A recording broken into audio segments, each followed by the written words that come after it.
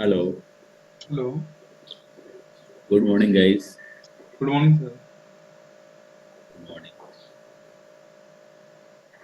तो आज हम लोग देखेंगे नया topic, intention based random access preamble failure cases. कल तक हमने क्या देखा था? दो यूई के बीच में किस तरीके से कम्युनिकेशन हो रहा है। हम्म, ठीक है। तो कंटेंशन बेस्ड, अगर आपको याद है तो 2 दिन पहले की क्लास में मैंने आपको बताया था रैंडम एक्सेस प्रोसीजर हमारा दो टाइप का होता है, कंटेंशन बेस्ड, दूसरा होता है नॉन कंटेंशन बेस्ड। तो कोई बता सकते हैं कंटेंशन बेस्ड क्या मैंने बताया था? Just for revision.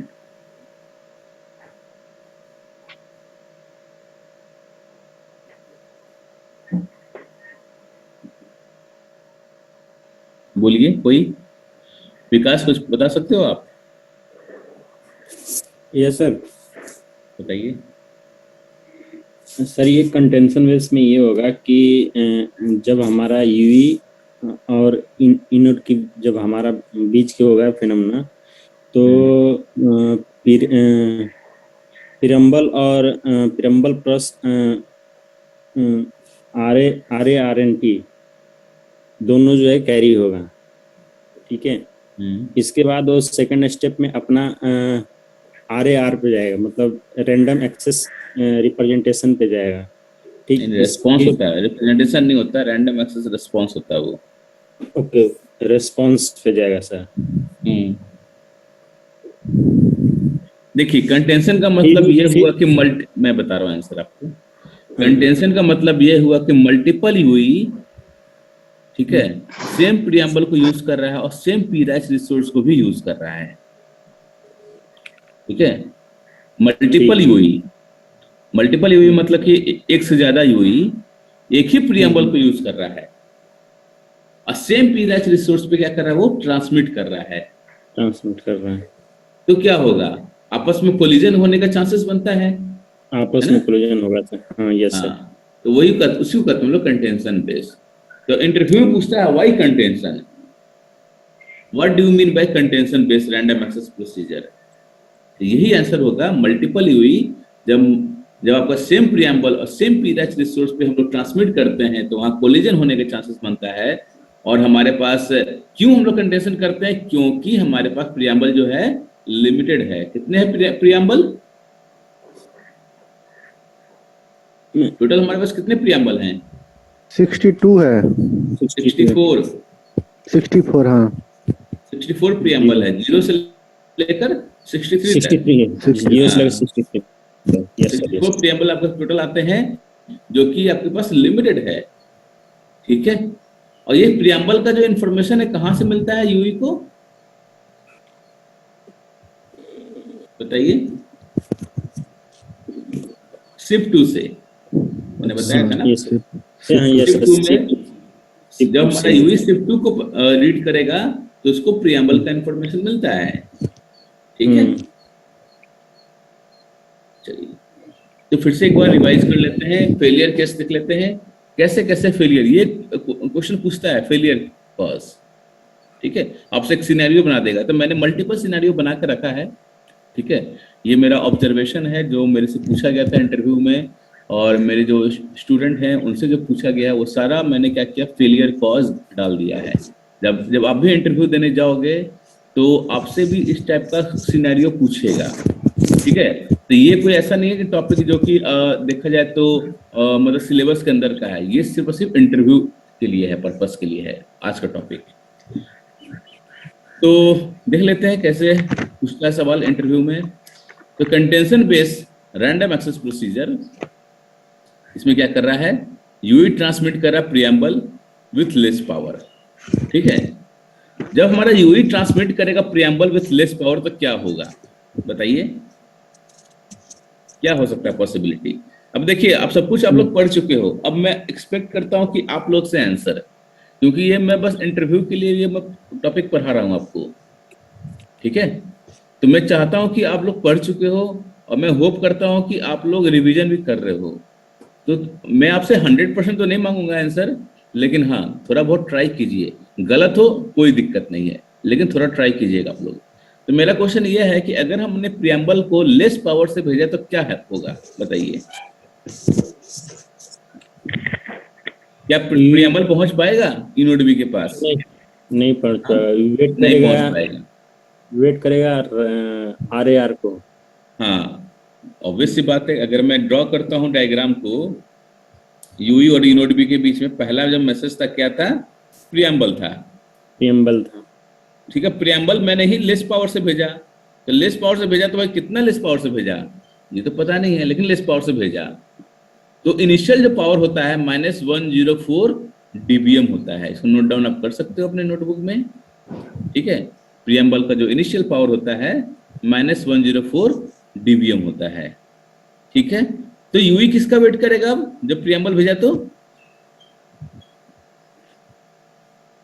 प्रियम्बल जब भेज दिया यूई, तो यूई वेट करेगा ना ये रिस्पॉन्स का।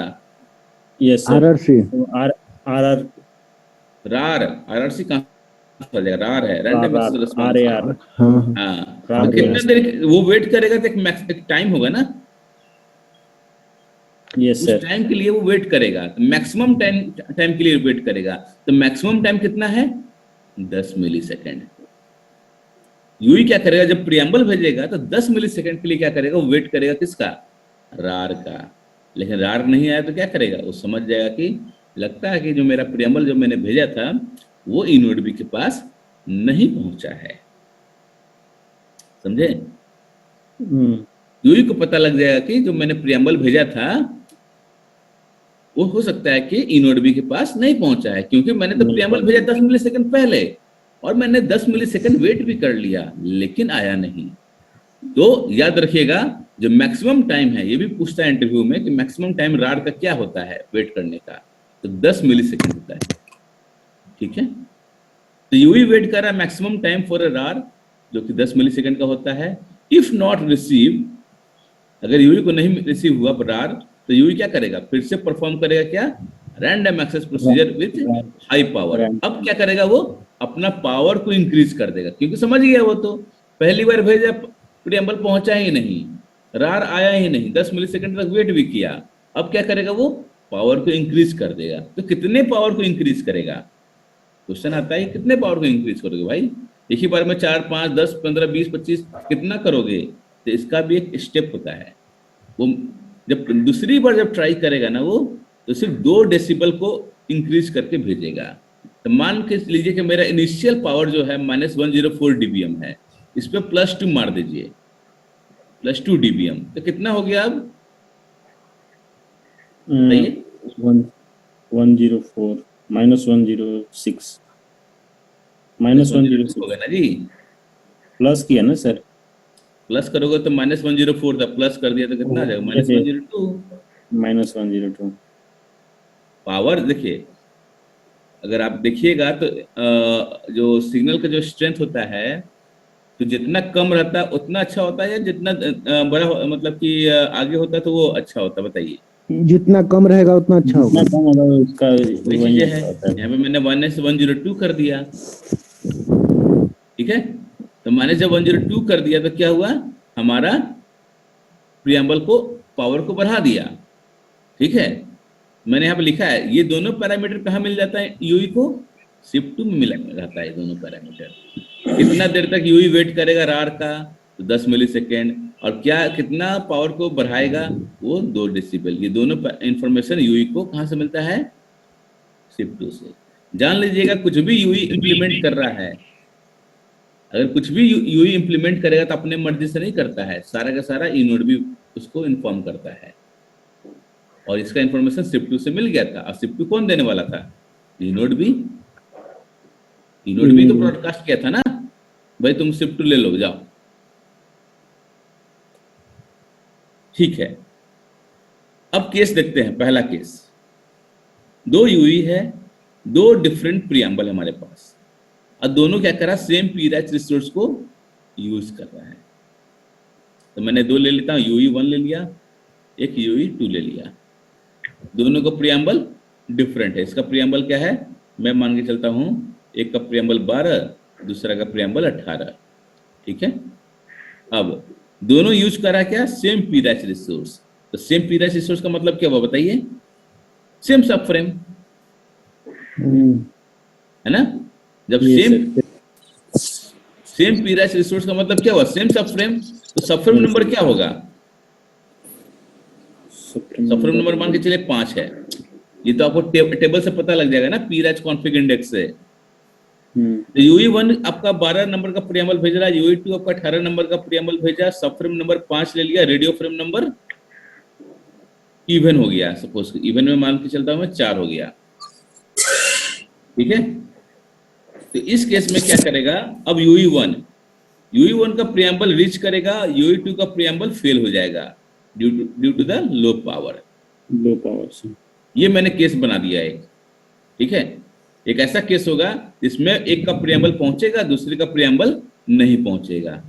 ठीक है, तो क्या होगा, जब यूई ट्रांसमिट करेगा तो क्या करता बताइए, जब दोनों यूई प्रियम्बल को ट्रांसमिट करेगा तो क्या करता है, सबसे पहला काम वो कैलकुलेट करता RARNTI को, याद है आपको। यस। अगर आपको याद नहीं है तो मैं फिर से पीछे चलते हैं एक बार। टेम्पोररी मैं आपको दिखाता हूँ एक बार फिर से।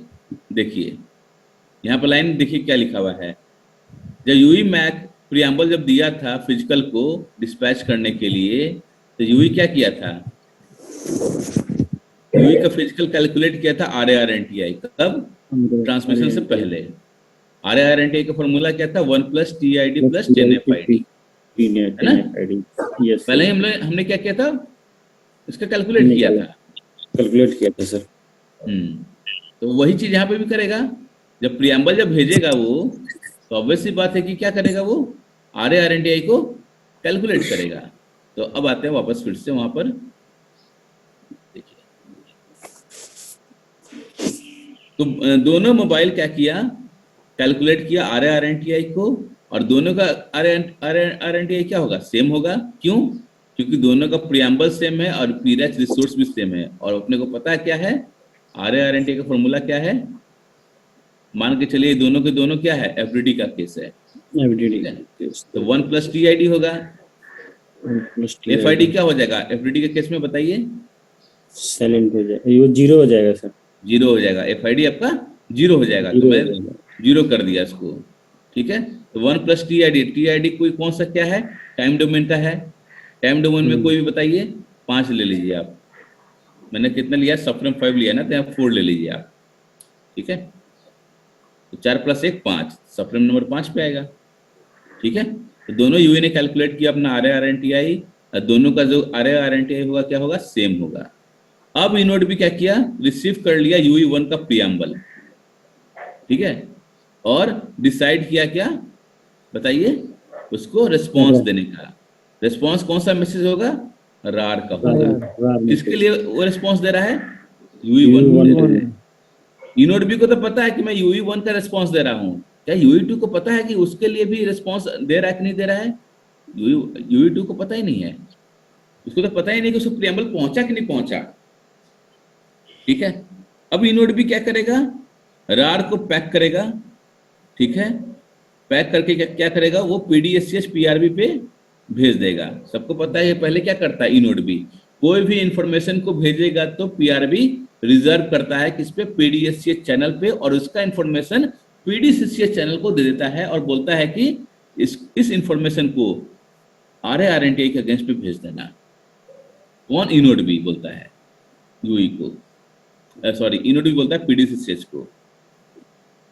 अब क्या करेगा, both UE will download the PRB information. दोनों अपना अपना क्या किया, PRB को डाउनलोड किया, मतलब कि रार को डाउनलोड किया। एक ने देखा कि इस रार में, ठीक है, UE1 देखा कि इसका प्रियम्बल वहां था उसका, और UE2 का जो प्रियम्बल था वो मैच नहीं कर रहा था। ठीक है, और दूसरी बात है कि रार में क्या क्या होता है, मैंने कल बताया था, बोलिए रार के मैसेज में क्या क्या होता है इंफॉर्मेशन, एक मिनट सर, प्रियम्बल आईडी और ये सब बहुत इंपॉर्टेंट, मतलब कि आपका ऐसा पॉइंट है। प्रियम्बल आईडी, फिर क्या था? PUSCH PRB डिटेल्स, और क्या था बताइए? TCR&TI, और क्या था? Timing advance. याद कर लीजिए, ये आपको बताना पड़ेगा आपको।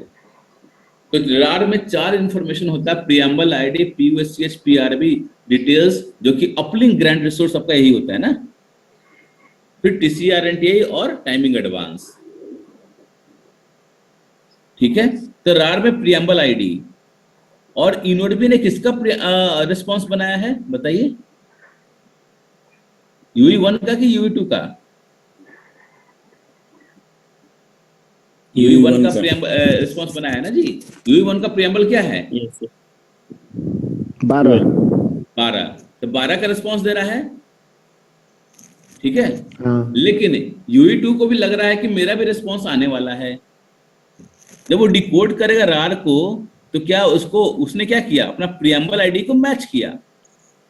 ठीक है, जब UE1 प्रियम्बल आईडी को मैच किया तो उसको तो मिल गया 12 नंबर का, क्योंकि इनोडबी ने इसी का तो रिस्पॉन्स बनाया था। लेकिन क्या हुआ? UE2 जब अपना मैच कर रहा है तो प्रियम्बल आईडी नहीं मैच कर रहा है।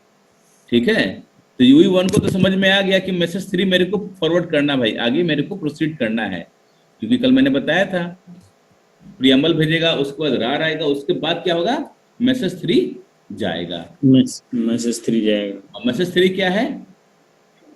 RRC। हाँ, क्या पूरा बताइए? RRC connection. RRC connection request message है। तो UE1 अपना प्रोसीड करेगा RRC कनेक्शन रिक्वेस्ट मैसेज से, लेकिन UE2 क्या करेगा? यहाँ पर वो समझ जाएगा कि मेरा तो फेल हो गया, ये मेरा रिस्पॉन्स नहीं दिया इनोडबी ने। ठीक है, इनोडबी ने मेरा रिस्पॉन्स नहीं दिया है, और मुझे फिर से लगता है कि रैंडम एक्सेस प्रोसीजर को कंटिन्यू करना पड़ेगा या रीस्टार्ट करना पड़ेगा। फिर क्या करेगा UE2? फिर से प्रियम्बल भेजेगा। तो अब क्वेश्चन आता है कि UE कितने बार प्रियम्बल को भेजेगा, है ना? भैया एक बार भेजा, 2 बार भेजा, 3 बार भेजा, कितने बार भेज सकता है? कोई ना कोई तो लिमिट होगा ना उसका। तो वो भी SIP2 के पैरामीटर में बताया जाता है कि आप प्रियम्बल कितने बार भेज सकते हो, 4 बार भेज सकते हो या 8 बार भेज सकते हो, एक लिमिट होता है उसके अंदर। ठीक है, SIP2 के अंदर। तो SIP2 में आप कॉन्फ़िगर कर दो, जैसे आप टेस्टिंग कर रहे हो, ठीक है, रैंडम एक्सेस प्रोसीजर का टेस्टिंग कर रहे हो, और क्या कर रहे हो? आप प्रियम्बल को फेल करवा रहे हो बार बार। क्यों? क्योंकि आपने पावर को लेस कर दिया है। ठीक है, मान के चलो लैब में बैठे हो, आप प्रियम्बल का टेस्टिंग कर रहे हो, तो अपने प्रियम्बल का जो पावर है लेस करके ट्रांसमिट करने की कोशिश कर रहे हो। अब बार बार आप फेल कराने की कोशिश कर रहे हो, तो कोशिश क्या कर रहे हो आप? कितने बार वो मैक्सिमम टाइम तक वो रीच कर सके, 10 बार करे या 12 बार करे। तो आपने कर दिया उसको 10, अपने कॉन्फ़िगरेशन में क्या कर दिया? 10 बार। अब 10 बार आप देखना चाहते हो कि फेल हो रहा है कि नहीं हो रहा है। क्यों? अगर पास हो गया तो फिर तो दिक्कत है भाई, है ना? ऐसे हम लोग टेस्टिंग करते हैं लैब के अंदर। या हमने पावर प्रॉपर दिया है और हमने अपने को देखना है कि 10 बार पास हो रहा है कि नहीं हो रहा है, ये तरीका हुआ। ठीक है, प्रियम्बल को मतलब कि हमारा रैंडम एक्सेस प्रोसीजर सक्सेस हो रहा है कि नहीं हो रहा है। तो सबको समझ में आ गया ये वाला पहला केस? बोलिए, कहीं दिक्कत है तो पूछिए। आज का दिन है जो बिल्कुल ही आपका इंटरव्यू क्वेश्चन है, मैं नया टॉपिक कुछ नहीं पढ़ा रहा हूँ आपको।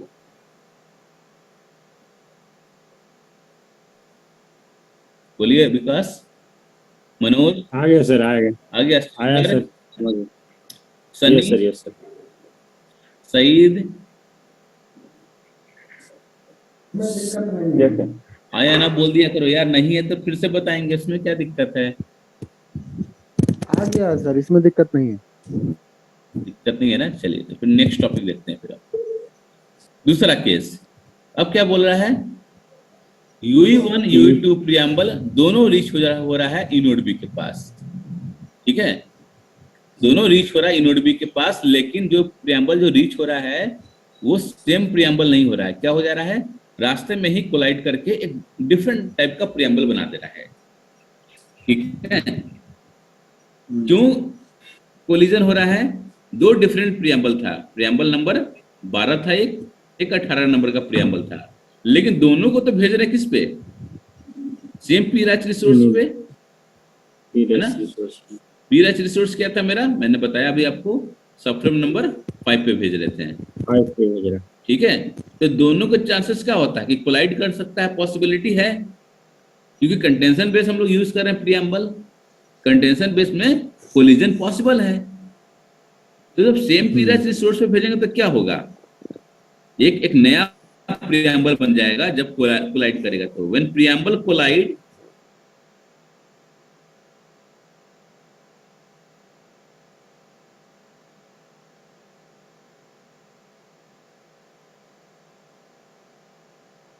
Preamble number 24। अब इनोड भी क्या करेगा? प्रियम्बल 24 के लिए क्या करेगा? रार बनाएगा, रैंडम एक्सेस रेस्पॉन्स बनाएगा, और वो क्या करेगा? फिर से इस रेस्पॉन्स को, रार मैसेज को पीआरबी क्या करेगा? रिजर्व करेगा पीडीएससीएच चैनल पे, और वो ट्रांसमिट कर देगा, ठीक है? और ये इंफॉर्मेशन किसको बता देगा? पीडीसीसीएच को बता देगा अगेंस्ट RARNTI। जब यूई, दोनों यूई 1 और यूई 2, है ना, यूई 1 और यूई 2 क्या करेगा? दोनों क्या करेगा भाई? अपना अपना डिकोड करना शुरू करेगा, किसको? रार को। और देखिएगा कि प्रियम्बल आईडी क्या है? 24 है। तो क्या वो रिस्पॉन्स भेजेगा? मैसेज 3 को भेजेगा? नहीं, वो समझ जाएगा कि लगता है कि जो मैंने अपना प्रियम्बल भेजा है ये तो मेरा नहीं है भाई, ये किसी और का है, या तो मेरा कोलाइड कर गया होगा, या तो वो किसी और का रिस्पॉन्स भेजा है, मेरा तो नहीं है। इस तरीके से यूई क्या करेगा? डिस्कार्ड कर देगा और मैसेज 3 को नहीं भेजेगा। समझे? तो वही चीज यहाँ पे लिखा है, देखिए, when both UE download a RAR, both UE realize that preamble is not matching, preamble उसको मैच ही नहीं कर रहा है, and they go for the random access procedure once again, मतलब फिर से वो रैंडम एक्सेस प्रोसीजर को स्टार्ट करेगा। तो दो पॉसिबिलिटी मैंने आपको बताया, ठीक है? ठीक है। अब आते हैं तीसरा केस, नेक्स्ट वाला केस। अब बोल रहा है दो यूई है, दोनों सेम प्रियम्बल को यूज कर रहा है और सेम पीराच रिसोर्स को भी यूज कर रहा है, तो क्या होगा केस? तो देख लेते हैं।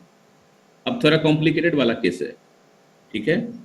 अब इंटरव्यूअर यही पूछेगा आपको, मान के चलिए दो प्रियम्बल है, दो यूई है, दोनों सेम प्रियम्बल को यूज करेगा, यूई 1 है, यूई 2 है, प्रियम्बल नंबर 5 ले लेता हूं, ये भी प्रियम्बल नंबर 5 लेता हूं। क्यों? क्वेश्चन में बोल रहा है क्या? सेम प्रियम्बल को यूज करने के लिए। अब पीराच रिसोर्स भी क्या है आपका? सेम है, तो मैंने सबफ्रेम नंबर 5 ले लिया, ठीक है? सबफ्रेम नंबर 5 पे क्या कर रहे हैं हम लोग? प्रियम्बल को ट्रांसमिट कर रहे हैं। एक पहला केस बनता है, उसके अंदर सब केस कि या तो हो सकता है कि यूई 1 प्रियम्बल रीच कर जाए और यूई 2 प्रियम्बल फेल कर जाए। क्यों? क्योंकि उसने जो ट्रांसमिट किया प्रियम्बल लो पावर से किया है, ठीक है? अब क्या करेगा? जब दोनों यूई ट्रांसमिट करेगा तो क्या करेगा बताइए? कैलकुलेट करेगा RARNTI को, कैलकुलेट करेगा। प्रियम्बल भेजने से पहले, आप अभी देखा था ना पिछला वाला पॉइंट, प्रियम्बल भेजने से पहले यूई क्या करता है? कैलकुलेट करता है RARNTI, और जब कैलकुलेट करेगा तो दोनों का क्या होगा? प्रियम्बल RARNTI सेम होगा, है ना? क्योंकि सेम पीराच रिसोर्स को यूज करेगा तो ऑब्वियस सी बात है कि उसका जो RARNTI होगा वो सेम होगा। अब देखिए, यूई 1 तो सफिशिएंट पावर से भेजा, यूई 2 लेस पावर से भेज रहा है, तो ऑब्वियस सी बात है कि इनोड भी यूई 1 का प्रियम्बल रिसीव करेगा और यूई 2 का प्रियम्बल रिसीव नहीं कर पाएगा, है ना? तो यूई 1 का जब प्रियम्बल वो रिसीव करेगा तो क्या करेगा? उसके लिए रेस्पॉन्स भी तैयार करेगा, नाम है रैंडम एक्सेस रेस्पॉन्स, ठीक है? और जब रेस्पॉन्स तैयार करेगा तो ऑब्वियस सी बात है कि उस रेस्पॉन्स को वो, देखिए मैं एक ही लाइन बोल रहा हूँ, ऐसा कुछ नहीं कि मैं मल्टीपल डिफरेंट वर्ड्स बोल रहा हूँ, मैं एक ही चीज को बोल रहा हूँ कि इनोड में रार को प्रिपेयर करेगा, उस रार को क्या करेगा? एक पीआरबी रिजर्व करेगा पीडीएस के चैनल पे और उसको क्या करेगा? ट्रांसमिट कर देगा, और ये इंफॉर्मेशन क्या करेगा? पीडीसीसी चैनल को बता देगा कि इसको डिकोड करना है RARNTI पे, और उस तरीके से वो ट्रांसमिट कर देगा एयर में। अब दोनों यूई क्या करेगा, डाउनलोड करेगा, ठीक है। रैंडम एक्सेस रिस्पॉन्स आ गया, और रैंडम एक्सेस रिस्पॉन्स कितने देर में आना चाहिए बताइए, मैक्सिमम 10 मिलीसेकंड। 10 मिलीसेकंड के आपका रैंडम एक्सेस रिस्पॉन्स आ जाना चाहिए। 3 मिलीसेकंड से लेकर 10 मिलीसेकंड तक, मतलब कि 10 मिलीसेकंड होना चाहिए, ठीक है। तो ये भी पूछता है कि मिनिमम कितना टाइम लगना चाहिए, 3 मिलीसेकंड, और मैक्सिमम 10 मिलीसेकंड। तो दोनों यूई ने क्या किया, अपना अपना दोनों यूई ने क्या किया, रार को डाउनलोड किया, डिकोड किया, और UI1 देखा कि इसका तो प्रियम्बल मैच कर रहा है। UI2 ने भी देखा कि मेरा भी प्रियम्बल मैच कर रहा है, क्यों, दोनों ने तो प्रियम्बल सेम दिया था, है ना। पर लेकिन इनोड को पता है कि UI1 का मैंने रिस्पॉन्स दिया है, UI2 को रिस्पॉन्स नहीं दिया है, ठीक है।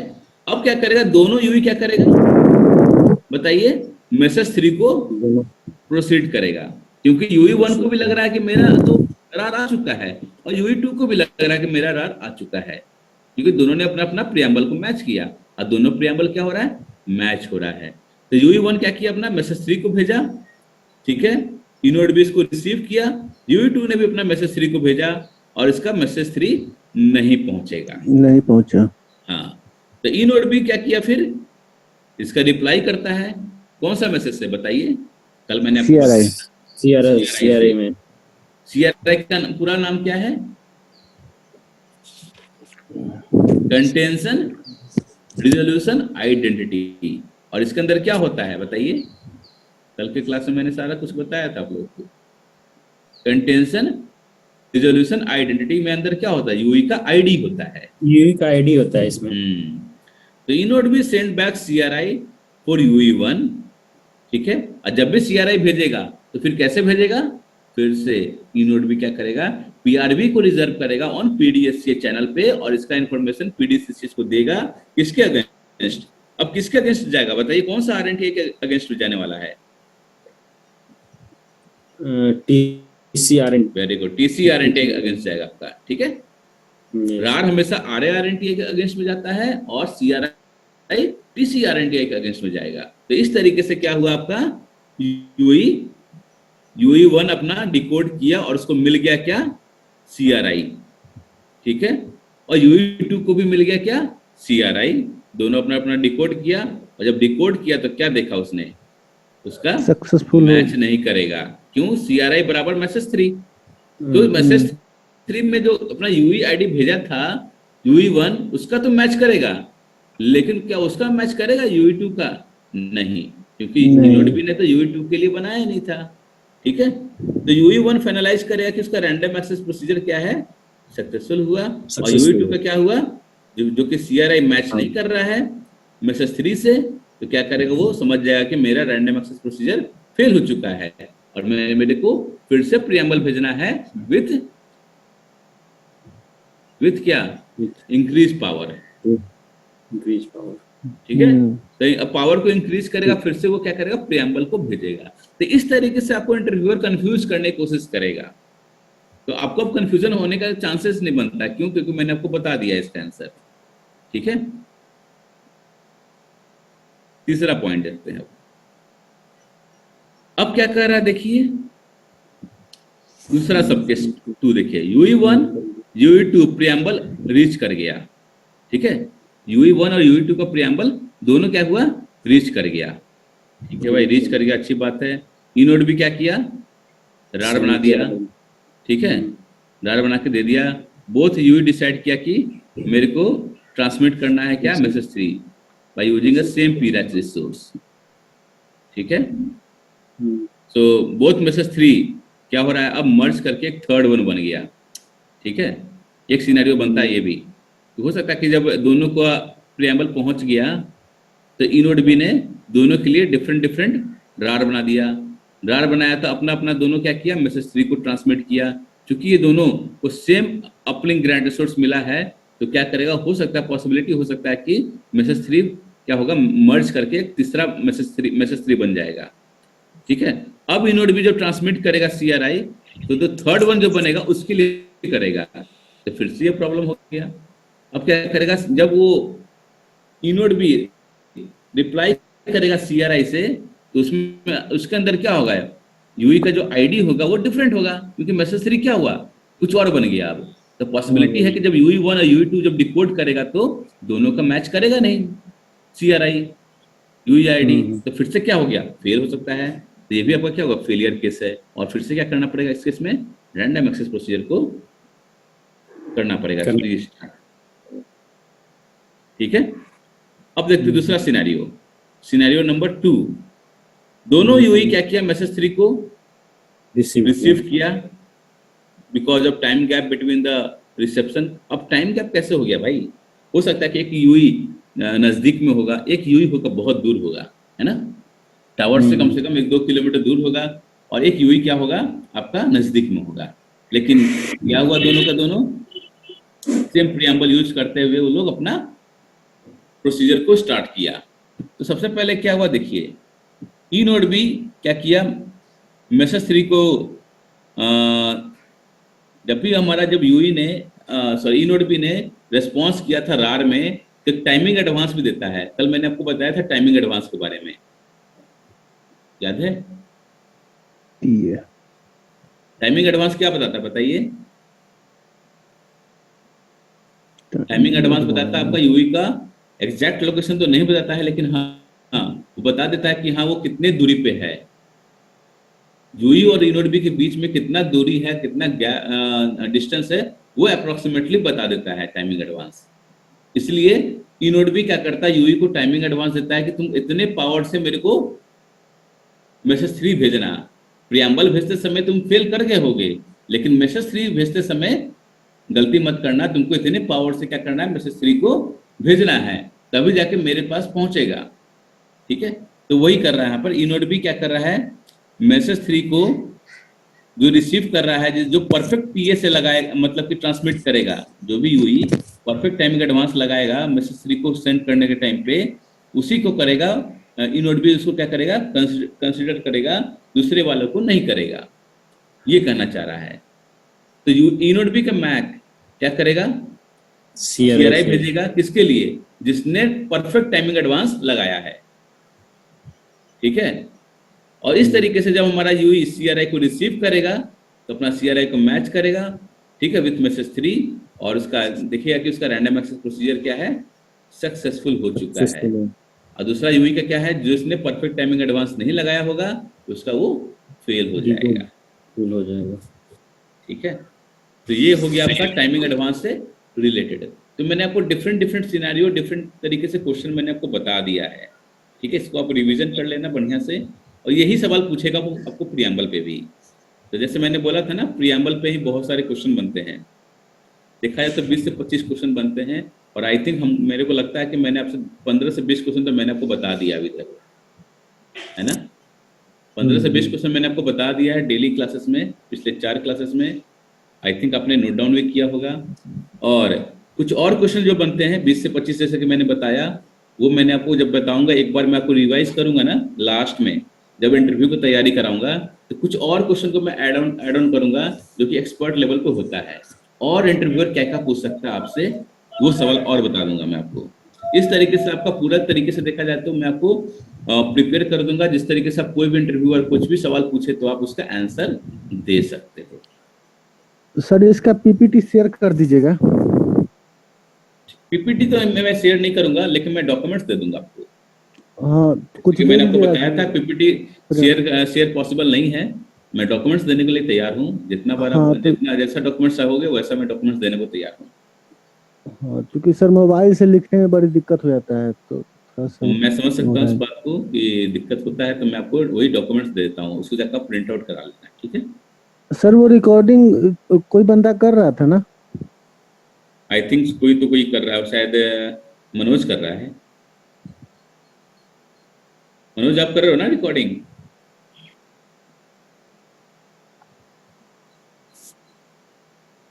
देखिए आपके मोबाइल में स्क्रीन रिकॉर्डर होता है, तो शायद आई थिंक मनोज ने बताया था या किसी ने बताया था मुझे कि स्क्रीन रिकॉर्डर से रिकॉर्डिंग होता है, उसमें वॉइस भी आता है और आपका ये भी आता है, दोनों आता है आपका। नहीं, वॉइस नहीं आ रहा है ना सर, समस्या वही है।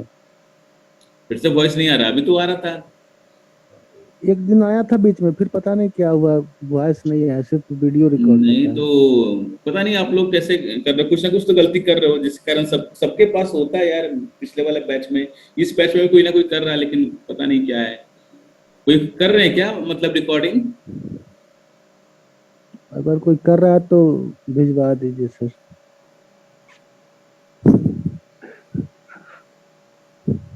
ठीक है, मैं कोई करेगा तो मैं आपको भिजवा दूंगा। वैसे आप लोग फ्री हो, आप लोग वीकेंड क्लास में ज्वाइन कर सकते हो, जिसमें हाँ हाँ, आपको वो रिवीजन तो हो जाए। करते ही हैं, इसे हाँ किए रहता है ना सर, तो थोड़ा वो जब भी टाइम मिला तो एक बार रिपीट कर लिए हाँ, कि वहाँ पे क्या मैं बोले मैं थे, भी अब समझ सकता हूँ कि थोड़ा ये थोड़ा सुविधा है। टिपिकल है, बिल्कुल नया है आपके लिए, तो थोड़ा टिपिकल है। तो वीकेंड क्लास काफी बंदे नहीं, ज्वाइन कर चुके हैं इस बैच का, 6:30 वाला बैच में। तो मुझे लगता है 3-4 बंदे आते हैं वीकेंड वाला बैच में। तो जिनको लगता है कि नहीं मुझे दोबारा से पढ़ना है, तो वीकेंड बैच को ज्वाइन करें आप, और उसमें फिर से पढ़ें।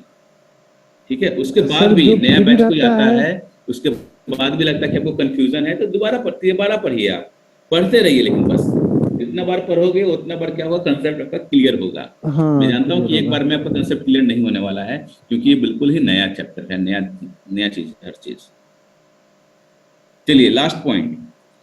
अब इनोडबी के पास कह रहा है कि रिसोर्स नहीं है भैया, इनोडबी के पास रिसोर्स नहीं है, तो इनोडबी यूई को कैसे बोलेगा, क्या करेगा इस केस में? तो इनोड भी क्या करेगा, एक बैक ऑफ इंडिकेटर नाम का एक वर्ड होता है, जो कि मैं आपको डिजाइन बताऊंगा मैक लेयर पे। बैक ऑफ इंडिकेटर हमारा इनोड भी किस तरीके से प्रिपेयर करता है, एक डिजाइन होता है, एक आपका फॉर्मेट होता है, वो मैं आपको डिजाइनिंग पार्ट बताऊंगा मैं आपको मैक लेयर पे। लेकिन यहाँ पर इतना जान लीजिए कि इनोड भी क्या करता है, जब भी उसके पास रिसोर्स नहीं होता है, तो बैक ऑफ इंडिकेटर को क्या करता है, वो भेज देता है, कहता है कि मेरे पास रिसोर्स नहीं है, आप कितने समय के बाद फिर से मुझे प्रियम्बल भेजना। कितने समय के बाद? एक टेबल होगा, क्योंकि ये 4 बिट का होता है, तो पॉसिबल वैल्यू क्या है आपका 4 बिट का, बताइए।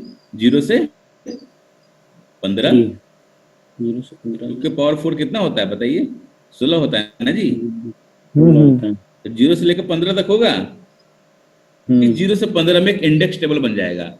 0 रहेगा तो कितना मिली सेकंड के बाद करेगा, 1 रहेगा तो कितना, जैसे 1 रहा तो 10 मिली सेकंड के बाद फिर से वो क्या करेगा, यूई प्रियम्बल को भेजेगा। 2 रहा तो 20 मिली सेकंड के बाद क्या करेगा, फिर से यूई प्रियम्बल को ट्रांसमिट करेगा। 3 रहेगा तो 30 मिली सेकंड, ऐसे करके एक टेबल बना हुआ है 0 से लेकर 15 तक। ठीक है, उस टेबल में से अगर अगर यूई इनोडबी ने बैक ऑफ इंडिकेटर देता है 4 बिट का, जैसे 1010, ठीक है, इसका मतलब क्या हुआ, 1010 डेसिमल में कन्वर्ट करो तो क्या आ जाएगा, 10 आएगा।